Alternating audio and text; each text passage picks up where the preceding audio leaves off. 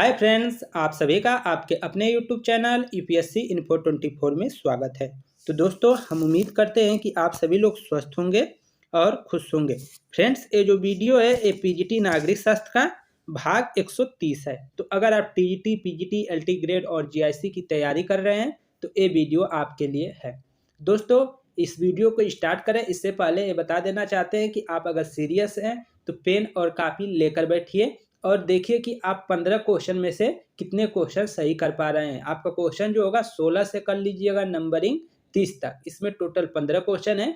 आप अपने क्षमता को पहचान सकते हैं कि आपकी तैयारी क्या अच्छी चल रही है कि नहीं। क्वेश्चन ज़्यादा हार्ड भी नहीं है और ज़्यादा लो भी नहीं है, मीडियम में है। और ऐसा ही शायद क्वेश्चन पेपर में पूछा जाता है। आप पेपर अन्य साल उठाकर देख लीजिएगा, इसी के इर्द गिर्द पेपर बनता है। हाँ, लेकिन आप अपने तैयारी को उच्च लेवल का ही रखिएगा, निम्न लेवल पे मत ले आइएगा, ठीक है। आप तैयारी अच्छे क्वेश्चन से ही करिए, जो आपको जितना अधिक कठिन लगे उतना ही आप तैयारी करिए। आप तो हम कहेंगे कि आप नेट के पेपर को देख लीजिए, नेट के पेपर को हल करिए तो आपकी तैयारी बेटर हो जाएगी दोस्तों। तो दोस्तों, आज का हम क्वेश्चन स्टार्ट करते हैं। जो क्वेश्चन हो रहा है 16 नंबर क्वेश्चन से। भारतीय संविधान की 12वीं अनुसूची में कितने विषय हैं? ऑप्शन 1 है 10 विषय, ऑप्शन 2 है 12, ऑप्शन 3 है 18 और ऑप्शन 4 है 29 विषय। तो कितने विषय हैं दोस्तों? आंसर हो जाएगा 3, 18 विषय हैं। भारतीय संविधान की 12वीं अनुसूची में 18 विषय हैं। आपका आंसर 3 सही हो जाएगा। अगला देखते हैं 17 नंबर क्वेश्चन। पंचायती राज संस्थाओं के चुनाव एवं मतदाता सूची की तैयारी करवाने का कार्य करता है। पंचायती राज संस्थाओं के चुनाव एवं मतदाता सूचियों की तैयारी करवाने का कार्य करता है राज्य चुनाव आयोग, केंद्रीय चुनाव आयोग, जिला परिषद, पंचायत समिति। तो कौन करता है दोस्तों? तो आंसर 1 सही हो जाएगा, राज्य चुनाव आयोग। राज्य चुनाव आयोग जो है चुनाव एवं मतदाता सूचियों की तैयारी करवाने का कार्य करता है जब पंचायती राज्य संस्थाओं का चुनाव होता है तब। आगे देखते हैं 18 नंबर क्वेश्चन। भारत में लोकपाल एवं लोकायुक्त की पदों की स्थापना की सिफारिश की गई थी। भारत में जो लोकपाल और लोकायुक्त की पदों की सिफारिश किसके द्वारा की गई थी, किस आयोग द्वारा, ये बताना है। ऑप्शन 1 है सरकारिया आयोग द्वारा, ऑप्शन 2 है विधि आयोग द्वारा, ऑप्शन 3 है ठक्कर आयोग द्वारा और ऑप्शन 4 है प्रशासनिक सुधार आयोग द्वारा 1। ठीक है, प्रशासनिक सुधार आयोग 1 द्वारा। तो आंसर आपका 4 ही सही हो जाएगा। प्रशासनिक सुधार 1 द्वारा क्या है, भारत में लोकपाल और लोकायुक्त के पदों की स्थापना की सिफारिश की गई थी। अगला क्वेश्चन 19 नंबर। निम्नलिखित में से किसने भारतीय संघवाद को सहयोगी संघवाद के रूप में परिभाषित किया? निम्नलिखित में से किसने भारतीय संघवाद को सहयोगी संघवाद के रूप में परिभाषित किया? ऑप्शन 1 है ग्रेनविल ऑस्टिन ने, केसी ह्यूयर ने, 3 है WC मोरिस जोन्स ने और ऑप्शन 4 है लिंगविंग स्टोन ने। तो आंसर इसका 1 हो जाएगा, ऑस्टिन ने। ग्रेनविल ऑस्टिन ने भारतीय संघवाद को सहयोगी संघवाद के रूप में परिभाषित किया है। आगे देखते हैं 20 नंबर क्वेश्चन। निम्नांकित संसदीय समितियों में कौन सा वित्तीय समिति नहीं है? निम्नांकित जो समिति है, संसदीय समिति है, उनमें कौन वित्तीय समिति नहीं है, ये बताना है। ऑप्शन 1 है प्राक्कलन समिति, 2 है आश्वासन समिति, 3 है लोक लेखा समिति, 4 है लोक उपक्रम समिति। तो आंसर इसमें से कौन हो जाएगा दोस्तों? तो 2 के साथ आंसर जाएगा आपका आश्वासन समिति। आश्वासन समिति जो है इस सब में वित्तीय समिति नहीं है, बाकी के सब समिति वित्तीय समिति है। 21 नंबर देखते हैं। संरक्षात्मक भेदभाव का विचार संबंधित है। तो संरक्षात्मक भेदभाव का विचार किससे संबंधित है? ऑप्शन 1 है स्वतंत्रता के विचार से, समानता के विचार से, न्याय के विचार से और 4 है इनमें से कोई नहीं। तो आंसर क्या हो जाएगा 21 का? 2 सही हो जाएगा दोस्तों, समानता के विचार से संबंधित है। ठीक है, संरक्षात्मक भेदभाव का विचार समानता के विचार से संबंधित है। ऑप्शन 2 सही है। अगला देखते हैं 22 नंबर क्वेश्चन। भारतीय अधिनियम के द्वारा भारत में संघीय न्यायालय स्थापित किया गया था? किस अधिनियम के द्वारा भारत में संघीय न्यायालय स्थापित किया गया था? ऑप्शन एक है भारतीय परिषद अधिनियम 1892 के द्वारा, मार्ले मिंटो सुधार अधिनियम 1909 के द्वारा, भारत शासन अधिनियम 1919 के द्वारा, भारत शासन अधिनियम 1935 के द्वारा। तो आंसर क्या हो जाएगा दोस्तों? 22 का 4 सही हो जाएगा। भारत शासन अधिनियम 1935 के द्वारा भारत में संघीय न्यायालय स्थापित किया गया था। आंसर क्या हो जाएगा? 4 1935। तो दोस्तों आपको इसका और किस नाम से जानते हैं एक कमेंट में जरूर बताइएगा। भारत शासन अधिनियम 1919 को अन्य किस नाम से जाना जाता है? अगर आपको मालूम है तो कमेंट में जरूर बताइएगा। क्वेश्चन आपके लिए है कि भारत शासन अधिनियम 1919 को अन्य नाम से जाना जाता है, वो किस नाम से जाना जाता है उसको आपको बताना है, कमेंट बॉक्स में कर सकते हैं। तो प्लीज कमेंट जरूर करिएगा कि भारत शासन अधिनियम 1919 को और अन्य नाम से जाना जाता है और किस अन्य नाम से जाना जाता है, क्या कहा जाता है। अगला है 23 नंबर, द्वैध शासन प्रणाली राज्यों में लागू की गई थी। द्वैध शासन प्रणाली में लागू की गई थी, किन राज्यों में लागू की गई थी ये बताना है। 1919 अधिनियम द्वारा, 1919 के अधिनियम द्वारा, 1935 के अधिनियम द्वारा, उपयुक्त में से कोई नहीं। तो द्वैध शासन प्रणाली राज्यों में लागू की गई थी किस अधिनियमों के द्वारा? तो आंसर आपका 2 सही हो जाएगा दोस्तों, 1919 अधिनियम द्वारा। 1919 के अधिनियम द्वारा द्वैध शासन प्रणाली जो है राज्यों में लागू की गई थी, इसको आप याद रखिएगा। ठीक है, आगे देखते हैं। निम्न में से भारतीय संघ में नए राज्यों को प्रवेश कराने की शक्ति किसे प्राप्त है? बहुत ही आसान क्वेश्चन है। निम्न में से भारतीय संघ में नए राज्यों को प्रवेश कराने की शक्ति किसे प्राप्त है? ऑप्शन 1 है राष्ट्रपति को, ऑप्शन 2 है उपराष्ट्रपति को, ऑप्शन 3 है उच्चतम न्यायालय को और ऑप्शन 4 है संसद को। तो आंसर क्या हो जाएगा दोस्तों? 24 का 4 सही हो जाएगा, संसद को।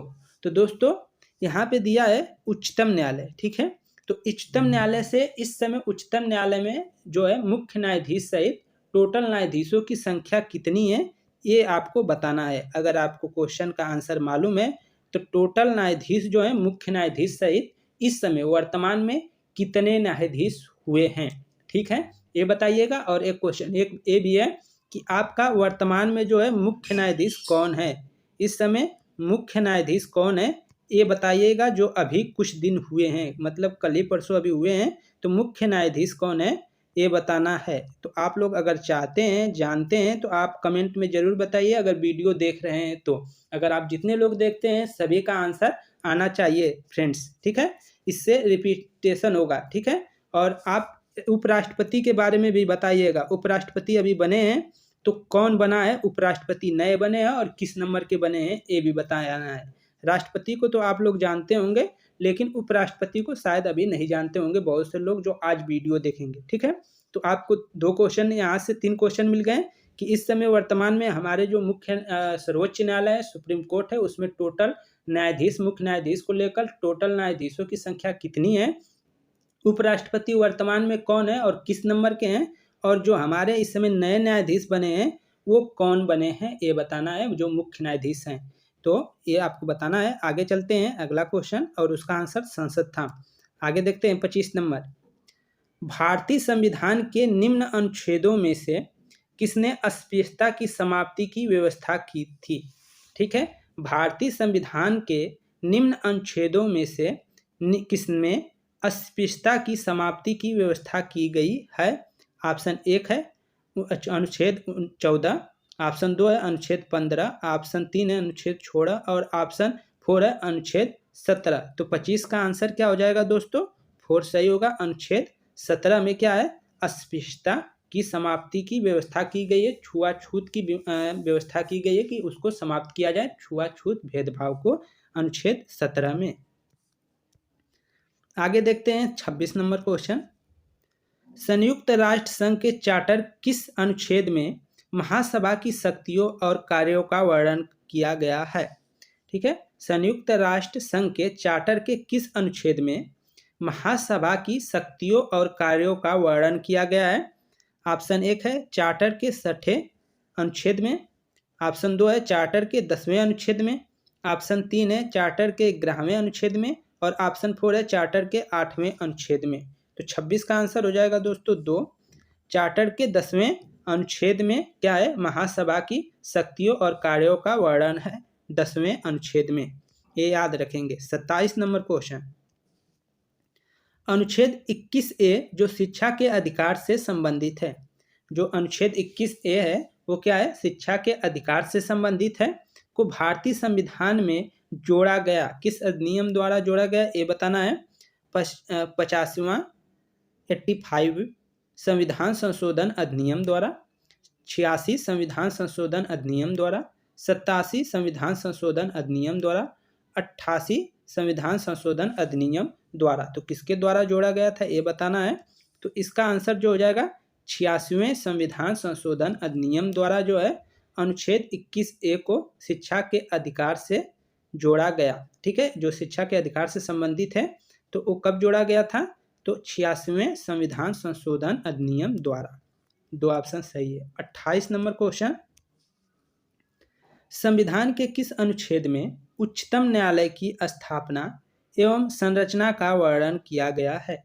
संविधान के किस अनुच्छेद में उच्चतम न्यायालय की स्थापना एवं संरचना का वर्णन किया गया है? ऑप्शन 1 है अनुच्छेद 124 में, ऑप्शन 2 है अनुच्छेद 123 में, ऑप्शन 4 है अनुच्छेद 122 में और ऑप्शन 3 है अनुच्छेद 122 में और ऑप्शन 4 है अनुच्छेद 121 में। तो 28 का जो आंसर हो जाएगा दोस्तों 1 सही हो जाएगा, अनुच्छेद 124 में। 124 अनुच्छेद में क्या है? उच्चतम न्यायालय की स्थापना एवं संरचना का वर्णन किया गया है अनुच्छेद 124 में। आगे देखिए 29 नंबर क्वेश्चन, निम्न में उत्तर प्रदेश का लोकायुक्त कौन है? निम्न में से उत्तर प्रदेश का लोकायुक्त कौन है? तो आपको ये बताना है। न्यायमूर्ति संजय मिश्रा, न्यायमूर्ति राजमणि चौहान, न्यायमूर्ति मुर्तजा हुसैन और न्यायमूर्ति RN महरोत्रा होगा या जो भी है, इसको देख लीजिएगा आप। तो 29 का दोस्तों एक हो जाएगा न्यायमूर्ति संजय मिश्रा। तो दोस्तों इस समय आप सर्च कर लीजिएगा कि क्या इस समय इधर बदले नहीं ना है, न्यायमूर्ति संजय मिश्रा इस समय है कि नहीं, एक कंफर्म कर आप कमेंट में जरूर बताइएगा, आपके लिए होमवर्क है। उत्तर प्रदेश का लोकायुक्त वर्तमान समय में कौन है? तो इस समय न्यायमूर्ति संजय मिश्रा है, ये सही में है तो बताइएगा कमेंट कर या आप जरूर कर लीजिएगा क्योंकि ये जो बदलते रहते हैं कहीं गलत ना हो जाए। आगे देखिए, किसने कहा है कि न्यायपालिका जनता की शिकायतों की समिति का कार्य करती है? यह किसने कहा है कि व्यवस्थापिका जनता की शिकायतों की समिति का कार्य करती है? वेंथम ने, JS मिल ने, केसी ह्यूयर ने, डायसी ने। तो आंसर क्या हो जाएगा दोस्तों? 30 का 3 सही हो जाएगा, केसी ह्यूयर ने। केसी ह्यूयर ने कहा है कि व्यवस्थापिका जनता की शिकायत की समिति का कार्य करती है, ऑप्शन 3 सही हो जाएगा। तो फ्रेंड्स ये थे 15 क्वेश्चन। हम उम्मीद करते हैं कि ये कंटेंट जो है आप लोगों को पसंद आया होगा। अगर कंटेंट या दिया गया तथ्य या हमारे जो बात है आप लोग को समझ में आई है, अच्छा लगा है, तो प्लीज़ आप चैनल को सब्सक्राइब कर लें और पसंद आया हो वीडियो तो वीडियो को क्या कर लें, लाइक कर दें।